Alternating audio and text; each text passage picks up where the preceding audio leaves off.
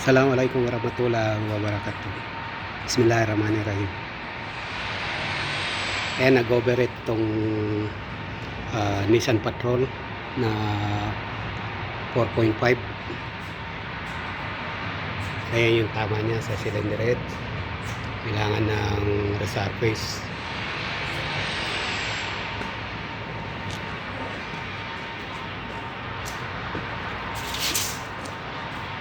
Ito yung gasket niyang may tama na butas.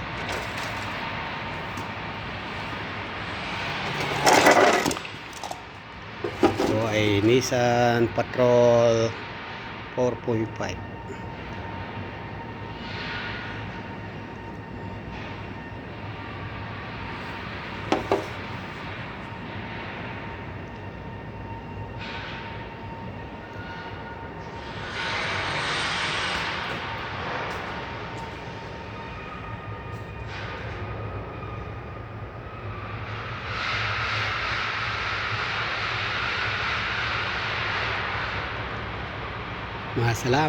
Maraming salamat po.